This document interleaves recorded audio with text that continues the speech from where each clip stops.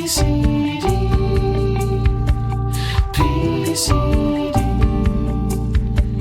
PCD.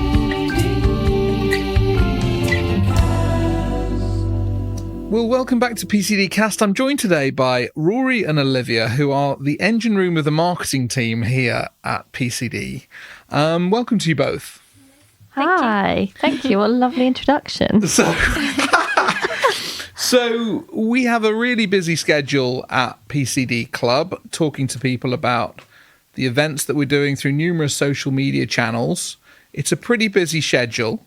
So, Olivia, you are often taking the images at events. How do you then convert the variety of images we might take into social media assets? How do we utilize those things that we're generating? Yeah, so there's a lot of prep that goes into that. We organise all the social posts before the event happens. So then as soon as the event is finished, we can get all the social posts out that needs to be for the sponsors, the thanks for comings for guests, the next day posts, so people can get our images out on their social media.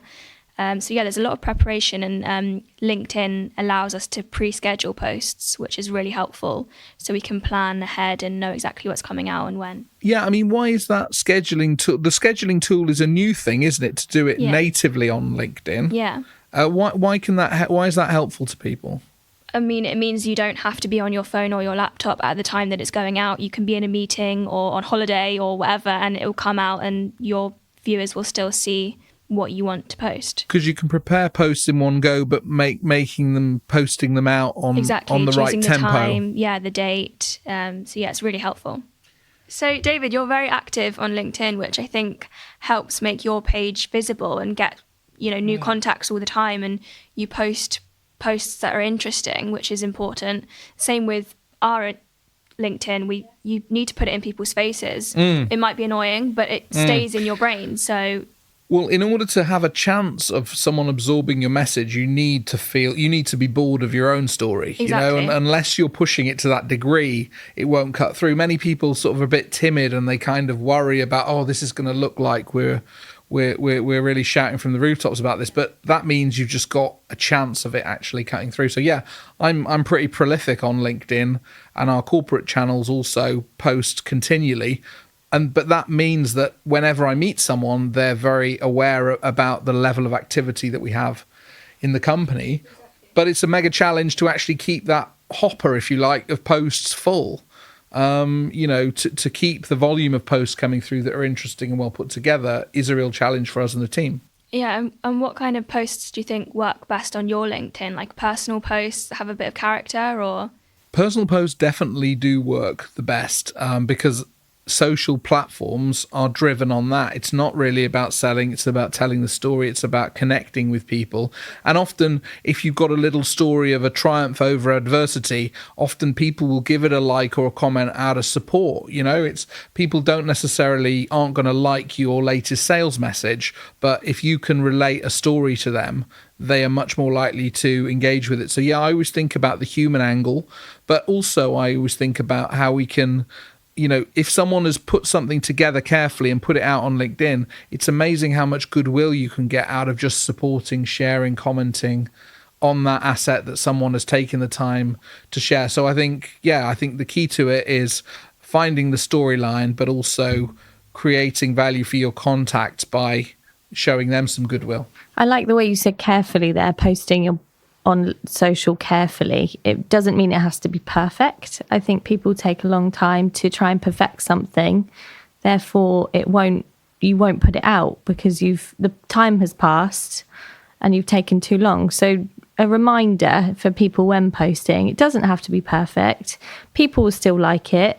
Make it interesting, a bit about you, and I think that's a good tip. And the beauty of it is that, you can edit, you can delete. This is not like sending a big email out. And often I post stuff and then edit it because I've misspelt something, or I remember putting a big set piece post up where I wanted to say content is king. And I'd written, a contact emailed me to say I'd written content in king. and obviously it was such a gaffe because, my message was about carefully curated content, and even in the headline, I'd screwed it up. But I mean, we've all done it. We have all done it. The point is that people notice your general activity and tone, typos and things like that. It's not to get caught up in it. And as you say, Rory, it's about finding the moment. It's about, I'm probably guilty of this in the negative, is that you're on your phone all the time. You can be so quick to actually share or post or engage that it means you can be doing it constantly if you want, and then you need a bit of discipline. I find when I take a holiday in the summer, I delete LinkedIn from my phone, and when I come back 2 weeks later, I reinstall it because otherwise I find it too tempting to actually click the LinkedIn button. Yeah. So it can be very compulsive. Yeah.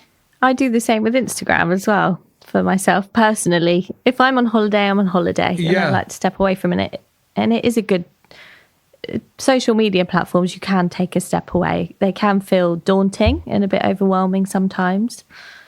But taking a step back can help. Or just changing your notifications and alerts. Like you don't need to. You can get it to tell you when you have any form of activity, or you can take the notifications off and just log in on your own terms. Make sure you turn our notifications on when we post, please. Yeah, that's absolutely. Don't turn our notifications off. Yeah, but also I think people can curate their own feeds, and sometimes people get irritated by, why am I seeing X, Y, Z? Well, if you don't like what you're seeing, that's actually your fault, because you should be tailoring. You can unfollow super easy. You don't even need to remove the contact. You can just stop seeing what they're posting, and then you can add more of the stuff that you like. So that can be obviously following and connecting with contacts, but also business leaders, politicians. You determine your own feed and what you see, and that might give you inspiration and ideas. So often I look in the feed and I see post ideas and formats that then I share with the team and say, look, could we do something like this? This looks really good. And I get that inspiration from looking on different platforms. Yeah. And from that, I have a couple of points. Inspiration. If you want to post, there's obviously the LinkedIn social media insight scheduler, which if you see something and you've just posted and you think, it's not relevant to post now, but tomorrow you can always use that. It's a free tool. It's really easy. Repost, write whatever you want, and it will go out when and as you choose as well. Great idea, because often people are lacking inspiration, isn't it? Is one of the big. It's like the writer's block of LinkedIn. What should I be saying? And little prompts and ideas. I mean, that's where as well AI is good, because you can put in some bullet points and you can get some nice copy out. It just helps oil the wheels. Yeah. And with a business's LinkedIn, would you say it's a good balance to have a mix of personal and professional posts to make sure it's effective? I think a corporate channel on LinkedIn, it's quite hard to have personal stuff in there, but you can tell the story a little bit of the senior team, perhaps. Yeah. But that's a great place also to tell of broader things they do in the business, whether it's like a community volunteering program or something outside the corporate goals and objectives, but tells the broader story. You really want to get your corporate following up so that you look credible on LinkedIn. If I see someone with a company with a few hundred followers, you kind of think, it casts doubt really on their substance and credibility. So I think getting the corporate channel right is important, and there's lots of strategies you can use to make that happen. We've built channels. Our own one is now at 11,000 followers, and when I started that, the marketing consultant I was speaking with, where PCD at that time was really just me, it seemed weird to be speaking about PCD almost in the third person rather than just me.